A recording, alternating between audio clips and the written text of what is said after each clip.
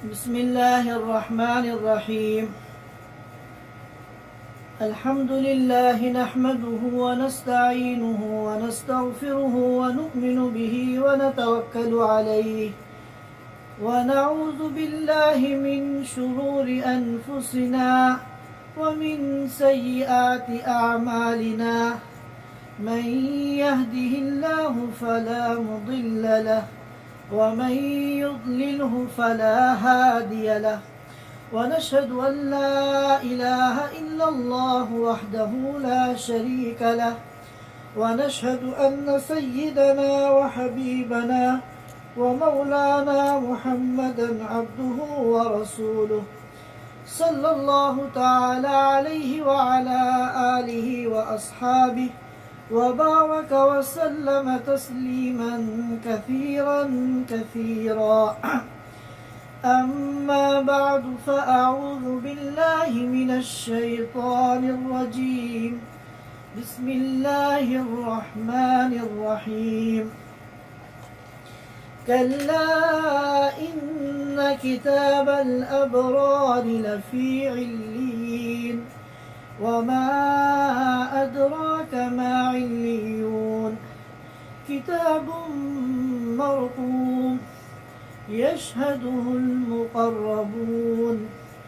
إن الأبرار لفي نعيم على الأرائك ينظرون تعرف في وجوههم نضرة النعيم يسقون من رحيق مختوم ختامه مسك وفي ذلك فليتنافس المتنافسون.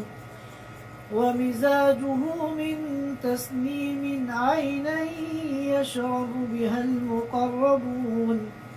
إن الذين أجرموا كانوا من الذين آمنوا يضحكون وإذا مروا بهم يتغامزون وإذا انقلبوا إلى أهلهم انقلبوا فكهين وإذا رأوهم قالوا إن هؤلاء لضالون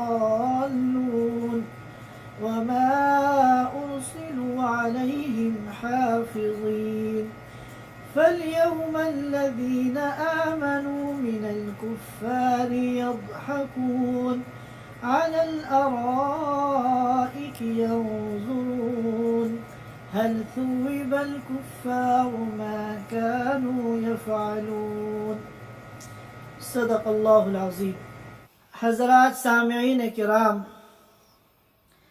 تقریباً 1.5 مہینہ قبل ہم لوگ سورۃ المطففین کی تفسیر پر گفتگو کر رہے تھے. تقریباً 2 مجلسیں اس سورت کے مضامین کو سمجھنے میں گزری تھیں. آخری حصہ اس سورت کا باقی رہ گیا تھا. پھر ذی الحجہ کا مہینہ آ گیا اور قربانی اور حج کا سیزن آ گیا، تو ہم نے پچھلے چند جمعوں میں ان موضوعات پر گفتگو کی تھی. لہذا آج ہم سورۃ المطففین کا جو آخری حصہ تفسیر کا باقی تھا، ہم انشاءاللہ اس کو مکمل کریں گے. میں نے آپ حضرات کے سامنے اس سورۃ مبارکہ کی آخری آیات پڑھی ہیں.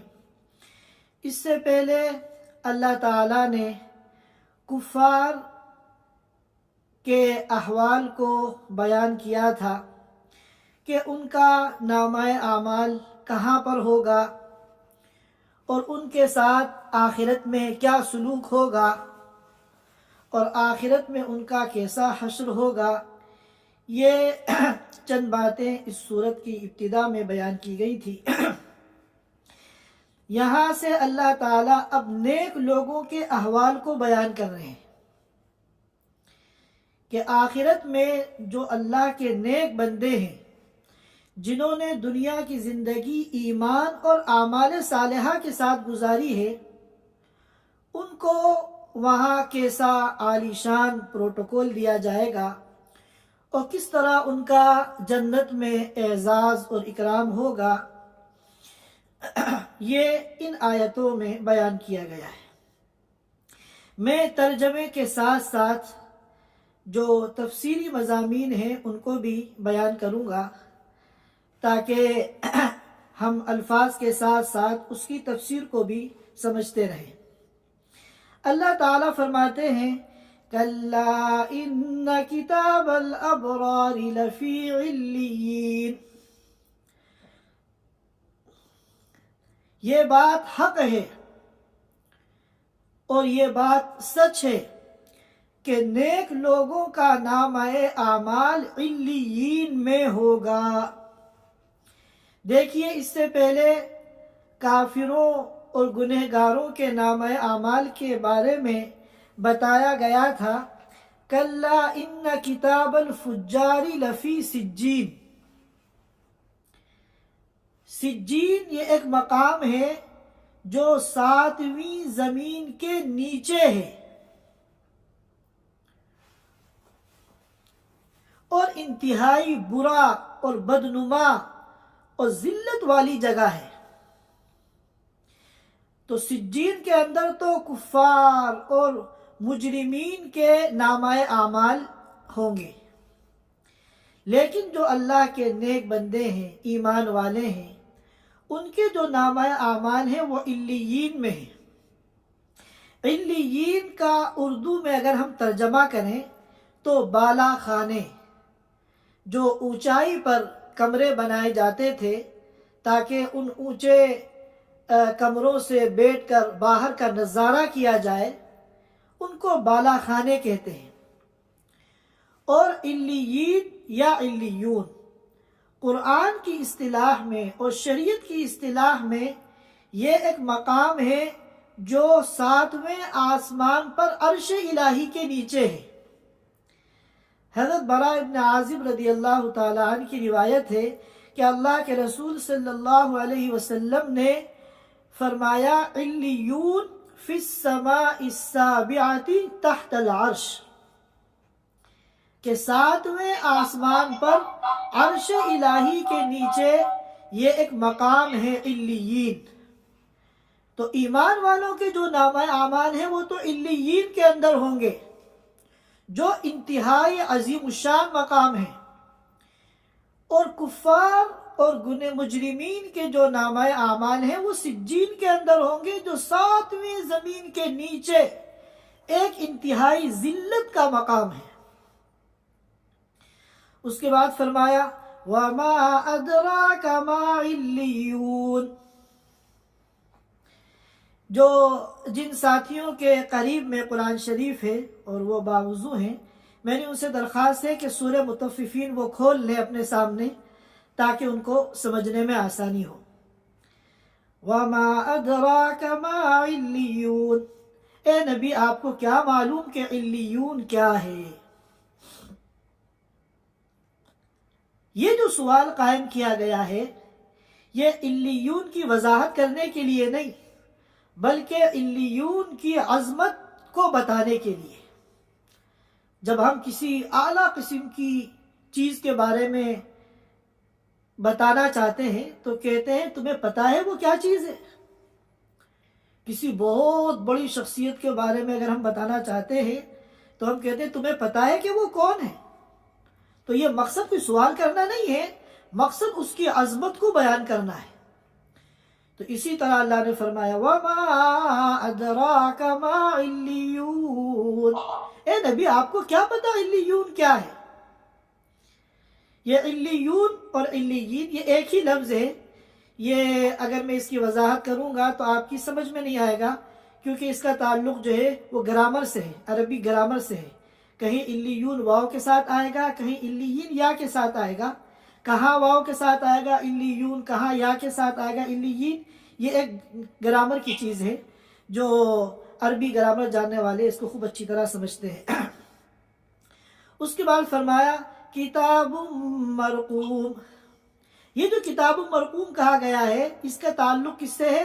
علیون سے نہیں ہے بلکہ کتاب الابرار، نیک لوگوں کا جو نامہ اعمال علیین کے اندر ہے اس کے بارے میں اللہ تعالیٰ فرما رہے ہیں کتاب مرقوم، وہ ایک دفتر ہے، ایک کاپی ہے، ایک کتاب ہے جس کے اندر لکھا ہوا ہے، مرقوم لکھا ہوا۔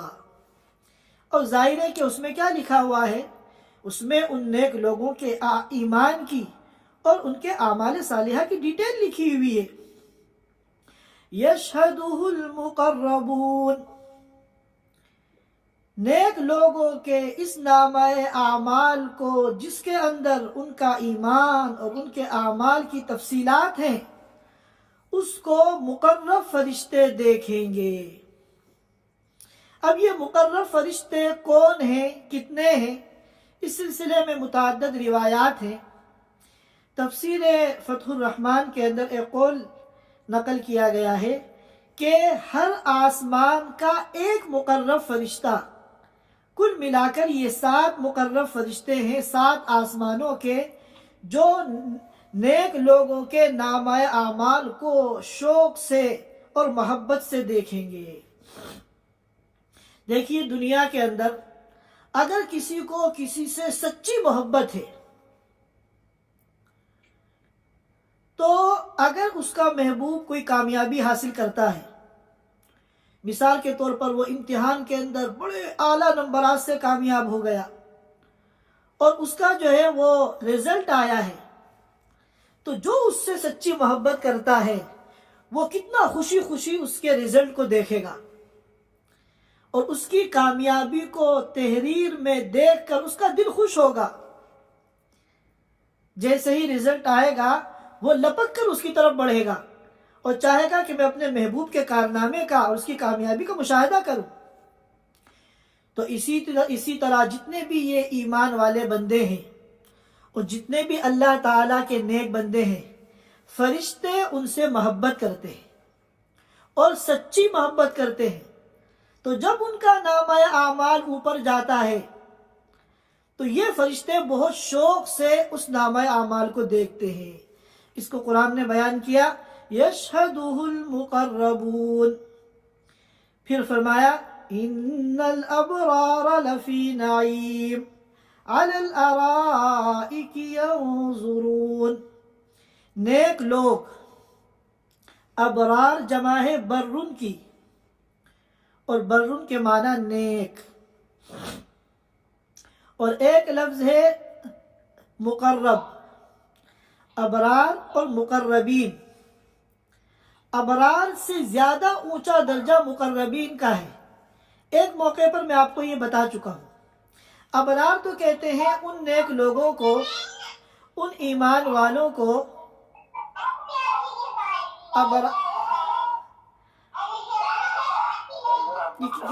یہ کسی نے اپنا مائک کھول رکھا ہے۔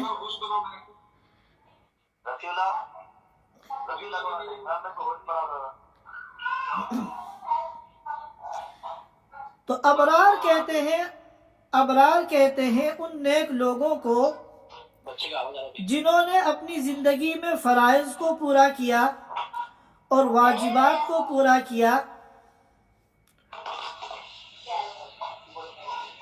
اور وہ گناہوں سے بچتے رہے، لیکن نوافل کا انہوں نے کوئی خاص اہتمام نہیں کیا، کیونکہ نوافل کے چھوڑنے پہ کوئی گناہ تو ہے نہیں۔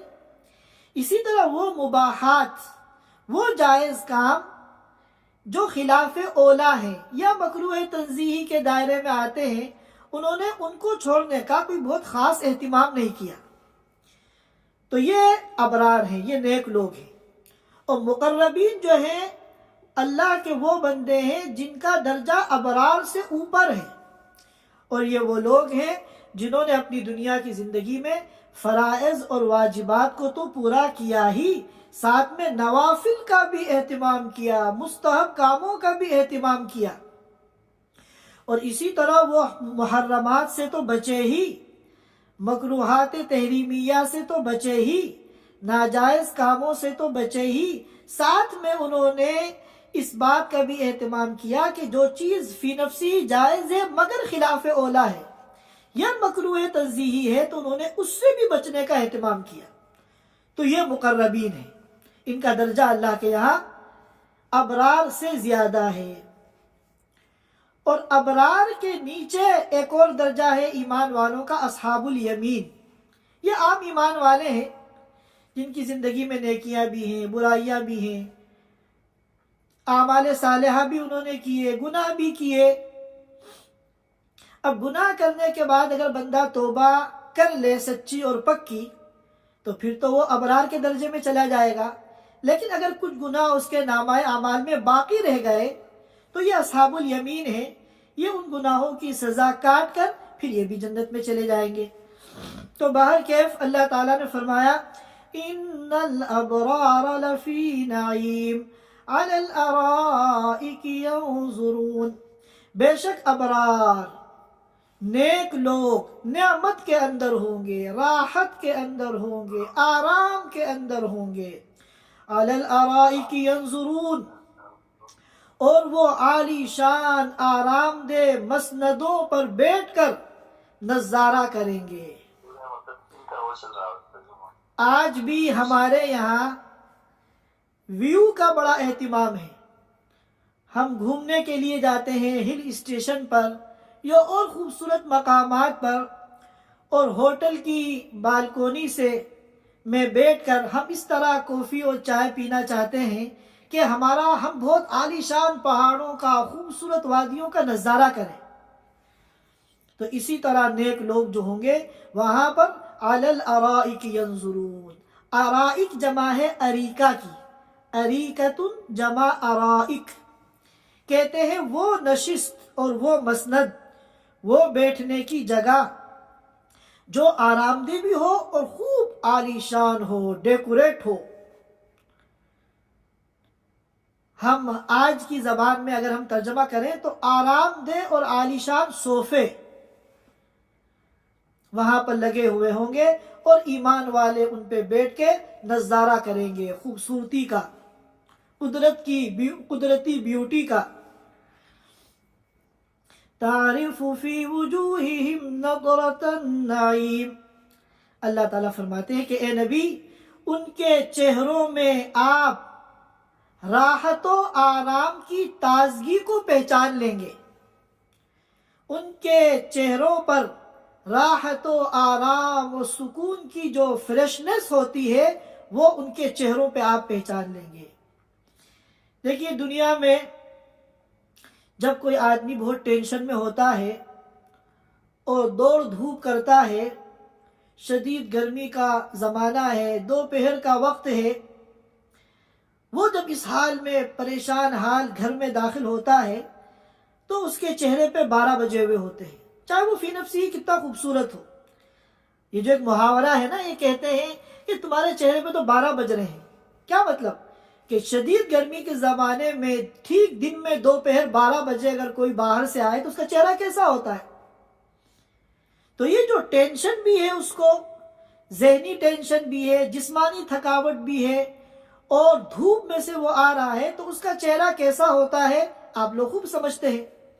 لیکن ایک آدمی بڑا پرسکون ہے، کوئی نہ ذہنی ٹینشن ہے نہ کوئی اس کو جسمانی تکلیف ہے، آرام سے وہ ایئر کنڈیشن میں بیٹھا ہوا ہے، تو اس کے چہرے پہ ایک تازگی ہوتی ہے، اس کے چہرے پہ ایک فریشنس ہوتی ہے۔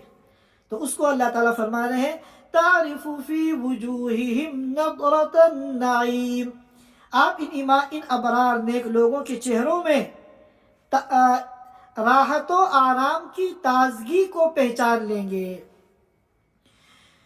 یسقون من رحیق مختوم، ان کو ایسی شراب پلائی جائے گی جو بالکل خالص ہوگی۔ رحیق کہتے ہیں وہ شراب جو بالکل پیور ہو، جس میں کوئی ملاوٹ نہ ہو، خالص اوریجنل شراب۔ اور مختوم وہ سر بمہر ہوگی، یعنی وہ شراب جو ہے، شراب کا جو جام، خالص شراب کا جو جام ان کو پلایا جائے گا، ان کے پاس لایا جائے گا، وہ اوپن کھلا ہوا نہیں ہوگا بلکہ سر بمہر ہوگا، اس کی سیل لگی ہوئی ہوگی۔ ہم لوگ پہچانتے ہیں سیل لگی ہوئی چیز کی قیمت کو، اس کی اہمیت کو۔ ہم کسی بقالے پہ جائیں کولڈ ڈرنک خریدنے کے لیے، وہ اگر ہمیں ایسی کولڈ ڈرنک دے دے جس کی سیل کھلی ہوئی ہے ڈھکنا اس کا اوپن ہے، کھلا ہوا ہے، کیا ہم خرید لیں گے؟ ہم اس کا اعتبار نہیں کریں گے کہ پتہ نہیں اس میں کسی نے کیا ملا دیا ہو، اور نہ جانے اس کے اندر کسی نے اپنی طرف سے کیا بھر دیا ہو، اس کی کیا گارنٹی ہے؟ لہذا وہاں جو شراب کا جام آئے گا نیک لوگوں کے پاس، وہ بھی سیل لگا ہوا ہوتی ہے، جس کو ہم کھول کر کچرے کے ڈبے میں ڈال دیتے ہیں، اس کی کوئی خاص اہمیت نہیں ہوتی۔ لیکن قرآن کہہ رہا ہے اس سیل کے بارے میں، ختامہ مسک، اس کی جو سیل ہو بنارن سے، مطلب سیل اور مہر نہیں ہے۔ ہم دنیا میں بہت سے مشروبات جب پیتے ہیں، مثلا چائے وغیرہ، تو آخر میں تلچھٹ رہ جاتا ہے، اور آخری جو گھونٹ ہوتا ہے، آخری جو چند قطرے ہوتے ہیں، اس میں گدلا پن ہوتا ہے۔ تو ہم لوگ چائے پی کے یا اس مشروب کو پی کے آخر میں آخری چند قطرے یا آخری گھونٹ ہم چھوڑ دیتے ہیں کہ پورا مشروب پی کے جتنا ہمیں مزہ آیا ہے، اگر یہ آخری گھونٹ ہم لے لیں گے سارے مزے پہ پانی پھر جائے گا، وہ تلچھٹ نیچے کا جو ہے منہ میں چلا جائے گا۔ تو جنت کی جو یہ رحیق مختوم ہے، اس کا آخر کیا ہے؟ ختامہ مسک، اس کا جو اختتام ہے وہ مشک ہے۔ آخری گھونٹ جب اس جام کا آپ پیئیں گے تو منہ میں تلچھٹ نہیں آئے گا، آپ کے منہ کا ذائقہ خراب نہیں ہوگا، بلکہ مشک کا ذائقہ اور مشک کی خوشبو آپ محسوس کریں گے۔ پھر فرماتے ہیں آئین ومزاج، اس کے بعد فرماتے ہیں وَفِي ذَلِكَ فَلْيَتَنَافَسِ الْمُتَنَافِسُونَ، یہ ہے وہ جنت کی نعمتیں، یہ ہے وہ جنت کی راحتیں، یہ ہے وہ جنت کی آرائشیں اور آسائشیں جن کے لیے ہر حرص کرنے والے کو حرص کرنا چاہیے۔ تنافس کہتے ہیں کسی چیز کے شوق میں، رغبت میں ایک دوسرے سے آگے بڑھ کر اس کو لینے کی کوشش کرنا۔ کہتے ہیں جو بڑھ کر خود اٹھا لے ہاتھ میں مینا اسی کا ہے۔ جب کوئی مرغوب چیز ہو، ہر ایک اس کی طرف لپکتا ہے کہ میں پہلے لے لوں، اسے کہتے ہیں تنافس۔ تو یہ جو دنیا کی چیزیں ہیں اور یہ جو دنیا کی مصنوعات ہیں اور یہ جو دنیا کا سامان ہے، یہ تو آخرت کے اور جنت کی نعمتوں کے آگے کچھ بھی نہیں ہے۔ اللہ تعالیٰ ایک پیغام دے رہے ہیں اس آیت کے اندر کہ اے بندو، اس دنیا کی زوال اور فانی چیزوں کی طرف تم بھاگ رہے ہو اور اس کے لیے اپنے دین کو اور اپنے ایمان کو بیچ رہے ہو، یہ آخرت کی نعمتیں ہیں، یہ جنت کی نعمتیں ہیں۔ وَفِي ذَلِكَ فَلْيَتَنَافَسِ الْمُتَنَافِسُونَ، اگر تمہیں حرص ہے، لالچ ہے اور ایک دوسرے سے آگے بڑھ کر لینے کا جذبہ ہے، تو وہ ان نعمتوں کے لیے کرنا چاہیے۔ اور ان نعمتوں میں فَلْيَتَنَافَسِ الْمُتَنَافِسُونَ، حرص کرنے والوں اور ایک دوسرے سے آگے نکلنے والوں کو حرص کرنا چاہیے اور آگے بڑھ کر لینا چاہیے۔ اس کے بعد فرماتے ہیں وَمِزَاجُهُ مِن تَسْنِيمٍ، وہ جو جنت کی شراب ہے جس کے بارے میں کہا گیا ہے کہ وہ بالکل خالص شراب ہے، اس میں کوئی ملاوٹ نہیں ہے۔ اور دوسری بات یہ بتائی گئی ایک تفسیر کے مطابق تو کہ وہ جو شراب کا جام ہے وہ سیل ہوگا، جب جنتی کے ہاتھ میں وہ جام شراب آئے گا خود وہ اس سیل کو کھولے گا، اور وہ سیل جو ہے مشک کی ہوگی۔ اور عبداللہ بن مسعود رضی اللہ تعالیٰ عنہ کی تفسیر کے مطابق اس شراب کا جو اختتام ہوگا، آخری گھونٹ ہوگا، وہ جو ہے مشک ہوگا، مشک کی طرح خوشبو اور اس کا ذائقہ اس آخری گھونٹ کے اندر محسوس ہوگا۔ آگے فرما رہے ہیں وَمِزَاجُهُ مِن تَسْنِيمٍ عَيْنًا يَشْرَبُ بِهَا الْمُقَرَّبُونَ، کہ پھر اس شراب کے اندر تسنیم کو ملایا جائے گا۔ تسنیم کیا ہے؟ تسنیم یہ جنت کی ایک نہر کا پانی ہے جو انتہائی لذیذ، انتہائی فرحت بخش اور انتہائی ٹیسٹی ہے۔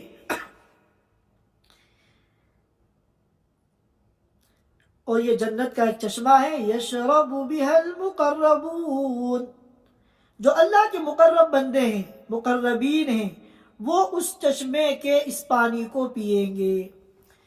تو جو مقربین ہیں ان کو تو تسنیم کا پانی پلایا جائے گا خالص، اور جو ان کے نیچے کے درجے والے ہیں ابرار، ان کو خالص تسنیم کا پانی تو نہیں پلایا جائے گا، لیکن ان کی جو خالص شراب ہے رحیق مختوم، اس میں تسنیم کا پانی مکس کیا جائے گا۔ وَمِزَاجُهُ مِن تسنیم، اور اس شراب کی جو آمیزش ہوگی، اس کے اندر جو ملاوٹ ہوگی، اس میں جو مکس کیا جائے گا وہ تسنیم ہے، وہ تسنیم ہے۔ اور تسنیم یہ جنت کا ایک خاص چشمہ ہے جس کا پانی مقربین کو پلایا جائے گا۔ تو اس فرق کو سمجھیں، مقربین کو تو خالص تسنیم کا پانی سرو کیا جائے گا، اور جو ابرار ہیں ان کے نیچے درجے والے، ان کو خالص تسنیم کا پانی تو سرو نہیں کیا جائے گا، لیکن ان کو جو شراب پلائی جائے گی اس شراب میں اس تسنیم کے پانی کو مکس کیا جائے گا۔ اس کے بعد اللہ تعالیٰ فرماتے ہیں ان الذین اجرموا کانوا من الذین آمنوا یضحکون، کہ وہ لوگ جنہوں نے دنیا میں جرم کیے، دنیا کے مجرمین یعنی کفار اور منافقین، یہ دنیا میں کیا کرتے تھے؟ یہ ایمان والوں پر ہنستے تھے۔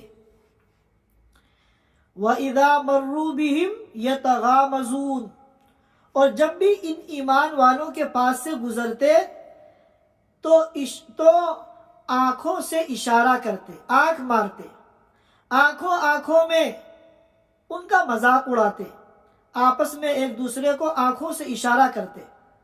وَإِذَا انْقَلَبُوا إِلَىٰ أَهْلِهِمْ، اور جب واپس اپنے گھر والوں کے پاس آ جاتے، اپنے گھروں میں آ جاتے، انقلبوا فکہین، تو ان کا مذاق اڑاتے ہوئے، ٹھٹا کرتے ہوئے، دل لگی کرتے ہوئے گزرتے، دل لگی کرتے ہوئے واپس آتے۔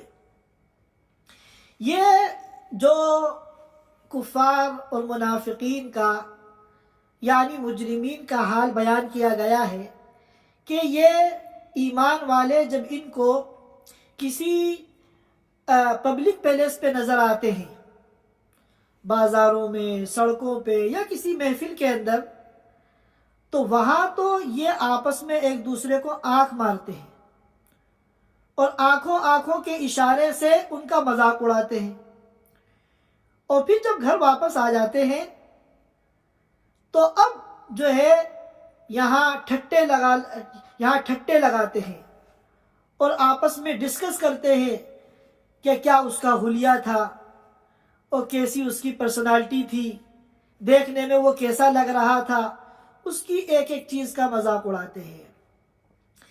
ظاہر ہے کہ یہ تو کفار اور منافقین کا شیوا تھا کہ وہ سر عام بھی مسلمانوں کا مذاق اڑاتے تھے، اور تنہائی میں جب اپنے گھروں میں پہنچتے تھے تب بھی مذاق اڑاتے تھے۔ فرق یہ ہے کہ سر عام تھوڑا سا کھل کر مذاق نہیں اڑاتے تھے، آنکھوں کے اشاروں سے ان پہ طنز کرتے تھے، اور جب واپس اپنے گھروں میں، اپنی مجلسوں میں آ جاتے تھے، وہاں پھر خوب ٹھٹے لگا کے ان کا مذاق اڑاتے تھے۔ اور خاص طور پر ایک موقع پر حضرت علی رضی اللہ تعالیٰ عنہ چند صحابہ کرام کے ساتھ اللہ کے رسول صلی اللہ علیہ وسلم کے پاس تشریف لے جا رہے تھے، اس وقت ان لوگوں نے یہ حرکت کی۔ تو بعض روایتوں سے معلوم ہوتا ہے کہ اس موقع پر یہ آیت نازل ہوئی۔ اب ظاہر ہے کہ یہ آیت تو کفار اور منافقین کے بارے میں ہے، لیکن انتہائی افسوس کا مقام ہے کہ یہ حرکت ہمارے بہت سے مسلمان بھی کرتے ہیں۔ وہ مسلمان جو دین سے دور ہیں اور لبرل قسم کے ہیں، وہ اپنے کو تو کہتے ہیں کہ ہم تو ماڈرن ہیں، اور جو مسلمان دیندار ہیں، نیک ہیں، متبع سنت ہیں، ان کو وہ دقیانوس سمجھتے ہیں۔ تدین کو اور اتباع سنت کو وہ دقیانوسی سمجھتے ہیں کہ یہ کیا پرانے زمانے کا حلیہ بنا رکھا ہے. گویا کہ وہ مغربی تہذیب کو، یورپ کو وہ فالو کرتے ہیں، مغربی تہذیب سے متاثر ہے، اس کو تو وہ تہذیب سمجھتے ہیں. اور جو اللہ کے رسول صلی اللہ علیہ وسلم کے حلیے کا اتباع کرتا ہے اس کو وہ دقیانوس سمجھتے ہیں. اور یہ چیز اتنی عام ہے کہ ہمارے بہت سے دیندار مسلمان جو یہ چاہتے ہیں کہ اپنا ظاہر اور باطن شریعت کے مطابق بنائیں اور اللہ کے رسول کی سنت کے مطابق اور سیرت کے مطابق اپنا حلیہ بنائیں، وہ بھی ایسی مجلسوں میں جانے سے ڈرتے ہیں کہ اگر میں امامہ باندھ کے چلا جاؤں گا اور میرا سنت کے مطابق لمبا کرتا ہو جائے گا اور سنت کے مطابق ٹخنوں سے اوپر نصف پنڈلی تک میرا پاجامہ اونچا ہوگا اور میرے ہاتھ میں اگر تسبیح ہوگی کہ تسبیح کی برکت سے میں زیادہ سے زیادہ اللہ کا ذکر کر سکوں، تو لوگ میرا محفل میں مذاق اڑائیں گے. وہاں تو آپس میں اشارے کریں گے ایک دوسرے کو، دیکھو یہ کون آیا ہے، اور بعد میں جب اپنے گھر پہنچیں گے تو ٹھٹے لگائیں گے، وہ امامہ پہن کے آیا، کیا ضرورت تھی پگڑی پہننے کی ایسی جگہ پہ. حالانکہ وہ سارے مسلمان ہیں، وہ پورا فنکشن اور پوری تقریب مسلمانوں کی ہے، لیکن وہ لوگ جو ہے ان کا مذاق اڑاتے ہیں. اب اگر ہم ان کے مذاق اڑانے کی وجہ سے، جو کہ اس معنی کر انتہائی افسوسناک ہے کہ وہ مذاق اڑانے والے بھی یہاں اہل ایمان ہیں، ہم اگر امامہ چھوڑ دیں کہ نہیں امامہ پہن کے اگر میں جاؤں گا تو وہاں شادی میں سب میری طرف دیکھیں گے، میرا مذاق اڑے گا، اگر میں ٹخنے سے اوپر پاجامہ کر لوں گا تو ہر ایک میری طرف اشارہ کرے گا، اگر تسبیح میرے ہاتھ میں ہوگی تو ہر ایک میرا مذاق اڑائے گا. تو اگر ہم نے ان کے مذاق اڑانے کے ڈر سے ہم نے سنت کو چھوڑ دیا، امامہ پہن کے جا رہے تھے ارادہ بدل دیا، خالص سنت کے مطابق شرعی لباس میں جا رہے تھے ارادہ بدل دیا، تو یقین جانیے یہاں بھی ہمارے ایمان کی کمزوری ہے. یاد رکھیے کہ اللہ نے ہمیں جو عزت دی ہے وہ سنت کے اندر دی ہے. یہ ہماری آنکھوں کا دھوکہ ہے. ہنسے جانے سے جب تک تم ڈرو گے، ہنسے جانے سے جب تک تم ڈرو گے، زمانہ تم پہ ہنستا ہی رہے گا. ہمیں جب اللہ کی سنت پر یقین ہے تو ہمیں ماحول سے متاثر نہیں ہونا چاہیے، کیونکہ یہ ہمارا دھوکہ ہے کہ اگر ہم سنت کے لباس میں چلے گئے تو ہم ذلیل ہو جائیں گے. حقیقت یہ ہے کہ اللہ نے اس کے اندر ہماری عزت رکھی ہے. میں آپ کے سامنے موجودہ دور کی مثالیں دیتا ہوں. اب ایک شخصیت ہے جن کا کچھ سالوں پہلے انتقال ہوا ہے، جنید جمشید، آپ سب جانتے ہیں، مشہور نعت خواں ہیں. سعید انور مشہور کرکٹر ہیں. یہ لوگ کس ماحول میں تھے؟ خالص ماڈرن ماحول کے اندر. انہوں نے وہاں سے نکل کر امامہ اپنے سر کے اوپر باندھا، اپنا لباس سنت کے مطابق کیا، اپنی داڑھی کو شریعت کے مطابق کیا، اور اپنے ہاتھوں میں انہوں نے تسبیح لی. اور ایسے ماحول کے اندر رہنے والے یہ بتائیے کیا یہ ذلیل ہوئے؟ اللہ نے ان لوگوں کو ایسی عزت دی کہ وہ جو لبرل جس ماحول میں یہ سے نکل کر یہ آئے تھے، ایسی عزت کا تو وہ تصور بھی نہیں کر سکتے. اور ہمارے سامنے ہمیشہ صحابی رسول حضرت حذیفہ بن یمان رضی اللہ تعالیٰ عنہ کا وہ تاریخی جملہ ہونا چاہیے، اَأَتْرُكُ سُنَّةَ حَبِيبِي لِهَؤُلَاءِ الْحُمَقَاءِ، کہ جب ملک فارس میں وہاں کے بڑے بڑے سرداروں اور حکام کے دسترخوان پہ وہ کھانا کھا رہے تھے اور ایک لقمہ ان کے ہاتھ سے زمین پہ گر گیا، تو فوراً سنت کے مطابق انہوں نے اس لقمے کو اٹھا کے صاف کیا اور اس کو کھانے لگے. وہاں کے جو مقامی مسلمان تھے انہوں نے اشاروں سے انہیں منع کیا کہ زمین پہ گری ہوئی چیز کو اٹھا کے مت کھائیے، یہ کام ان لوگوں کی نگاہ میں انتہائی ذلیل کام ہے اور یہ لوگ اس کو ذلت سمجھتے ہیں، لہذا یہاں پر آپ کی نیچی ہو جائے گی اگر آپ ان کے سامنے یہ کام کریں گے. تو حذیفہ بن یمان رضی اللہ تعالی عنہ نے وہ تاریخی جملہ کہا، ہر ایک کو اپنے سینے پہ اس جملے کو نقش کر لینا چاہیے۔ فرمایا بلند آواز سے، کسی کا ڈر نہیں ہے، کسی سے مرعوب نہیں ہے، کیونکہ ساری عزت اللہ نے ہمیں دین کے ہمارے دین میں رکھی ہے۔ فرمایا اَأَتْرُكُ سُنَّتَ حَبِيبِي لِهَؤُلَاءِ الْحُمَقَاءِ، کیا میں ان احمقوں کی وجہ سے اپنے محبوب کی سنت کو چھوڑ دوں؟ تو میرے دوستو، اگر ہم سنت سے محبت کرتے ہیں اور سنت پر عمل کرنا چاہتے ہیں تو یہ یقین بھی ہمارے دل کے اندر ہونا چاہیے کہ اتباع سنت میں اللہ نے عزت ہی عزت رکھی ہے، اتباع سنت کے اندر ذلت کی کوئی جگہ نہیں ہے۔ اس کے بعد فرمایا وَإِذَا رَأَوْهُمْ قَالُوا إِنَّ هَؤُلَاءِ لَضَالُّونَ، یہ جو کفار ہیں اور منافقین ہیں، جب بھی ایمان والوں کے پاس سے گزرتے ہیں تو کمنٹ ضرور کرتے ہیں إِنَّ هَؤُلَاءِ لَضَالُّونَ، کہ یہ گمراہ ہو گئے ہیں۔ محمد کی بات کو مان کر، محمد پر ایمان لا کر یہ لوگ گمراہ ہو گئے۔ اب ان سے یہ کہا جائے ٹھیک ہے، اگر تم نے کفر کو اختیار کیا ہے، نفاق کو تم نے اپنے لیے پسند کیا ہے، تو کم از کم ایمان والوں کو تو جینے دو، ان کے پیچھے کیوں پڑے رہتے ہو؟ لنا اعمالنا ولکم اعمالکم لکم دینکم ولی دین، ہمارا عمل ہمارے ساتھ ہے، ہمارا دین ہمارے ساتھ ہے۔ تمہیں کس نے ٹھیکیدار بنایا ہے کہ جب بھی تم ہمارے پاس سے گزرو ہمارے اوپر کمنٹ پاس کرو؟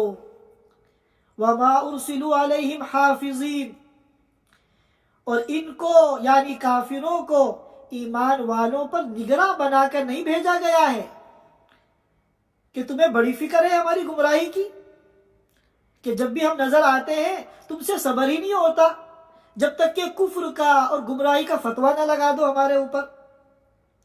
اس کے بعد اللہ تعالیٰ فرماتے ہیں فَالْيَوْمَ الَّذِينَ آمَنُوا مِنَ الْكُفَّارِ يَضْحَكُونَ، دنیا میں ان کفار نے ایمان والوں کا مذاق اڑایا تھا، اللہ تعالیٰ کے یہاں بھی جیسے کو تیسا ہے۔ فَلَمَّا أَصْبَحَ الشَّرَّ وَأَمْسَى وَهُوَ عُرْيَانُ وَلَمْ يَبْقَى سِوَى الْعُدْوَانِ دِنَّاهُمْ كَمَا دَانُوا، اللہ تعالیٰ فرماتے ہیں آج ایمان والے ان کافروں کے اوپر ہنسیں گے، آج ایمان والے ان کافروں کے اوپر ان کافروں کا مذاق اڑائیں گے۔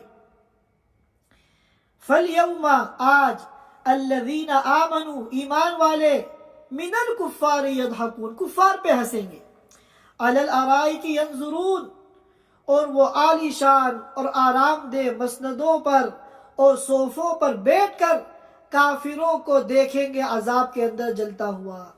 بعض روایتوں سے معلوم ہوتا ہے، عبداللہ ابن مبارک رحمۃ اللہ علیہ کا قول ہے کہ کعب احبار فرماتے تھے کہ جنت اور جہنم کے درمیان ایک راہداری ہے، جب بھی ایمان والا دنیا کے کافر دشمن کو دیکھنا چاہے گا تو وہ اس راہداری سے اپنے کافر دشمن کو جہنم میں جلتا ہوا دیکھ لے گا۔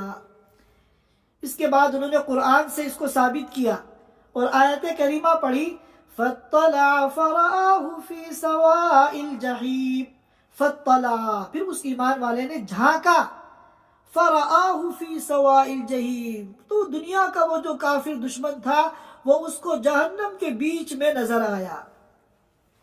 اور اسی طرح بعض روایات سے معلوم ہوتا ہے کہ جس طرح یہ لوگ دنیا میں ذلیل کرتے تھے نا ایمان والوں کو، ہر موقع پر ایمان والوں کو ذلیل کرتے تھے، ہر موقع پر ان کو ٹارگیٹ کرتے تھے، اللہ تعالیٰ وہاں اسی سین کو دہرائیں گے، اب ایمان والے ان کے اوپر ہنسیں گے۔ چنانچہ یہ کفار جب جہنم کی آگ میں جلیں گے تو اچانک اعلان ہوگا کہ چلو باہر نکلو، جہنم سے باہر نکلو۔ اب یہ سارے جہنمی ایک دم سٹپٹا جائیں گے کہ ارے جہنم سے نکلنے کا حکم ہو رہا ہے، اور پھر جہنم کے دروازے بھی کھول دیے جائیں گے۔ اب تو ان کو یقین ہو جائے گا کہ ہمیں جہنم سے نکالا جا رہا ہے. پھر یہ بھاگیں گے دروازوں کی طرف جہنم سے باہر نکلنے کے لیے. تو جب دروازے پہ پہنچیں گے دروازہ پھر بند کر دیا جائے گا. اور ایمان والے جو ہیں علی الارائک ینظرون، صوفوں پہ عالی شان مسندوں پہ بیٹھ کے یہ نظارہ کریں گے، یہ منظر دیکھیں گے. هل ثوب الکفار ما كانوا يفعلون، کوئی یہ نہ سمجھے کہ کافروں پہ یہ ظلم ہو رہا ہے، یہ ان کے ساتھ زیادتی ہو رہی ہے. اتنی زیادہ تذلیل اور توہین ان کی نہیں ہونی چاہیے. قطعاً کوئی یہ نہ سوچے. هل ثوب الکفار ما كانوا يفعلون، کافروں کو انہی کاموں کی سزا دی جائے گی جو وہ کرتے تھے. یہ ان آیات کا ترجمہ تھا اور ان کی تفسیر تھی. اللہ تعالی ہم سب کو کہنے سننے سے زیادہ عمل کی توفیق عطا فرمائے. وآخر دعوانا ان الحمد للہ رب العالمین. Thanks for watching. Don't forget to like, comment, share and subscribe to Al Wahid channel.